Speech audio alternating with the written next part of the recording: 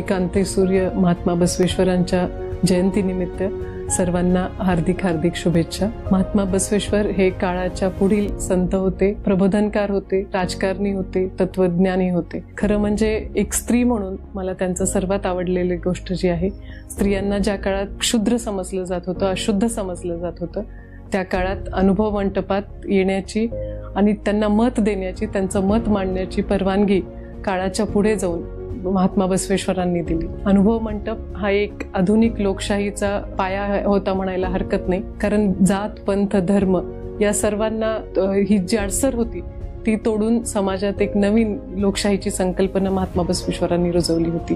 आणि हाच काळाचा पुढचा विचार मला वाटतं की आत्ता 21व्या शतकात आपण तो घेऊन जगण्याचा प्रयत्न करायला हवा।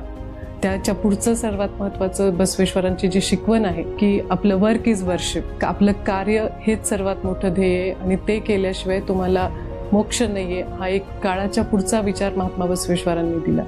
तिसरी सर्वात महत्त्वाची महात्मा बसवेश्वरांची गोष्ट जी आहे ती आपण जे काम करतोय त्या कामाप्रती असलेली तीच शिवधारणा आहे, तीच आपली ईश्वराप्रतीची प्रार्थना आहे। ईश्वर हा कुठल्याही देवालयात नसून तुमच्या देहालयात आहे, तुमचं आत्मलिंग हेच तुमचं शिवलिंग आहे, अशी महान शिकवण महात्मा बसवेश्वरांनी दिली। काळाच्या पुढच्या या क्रांतीसूर्याला शतशः नमन।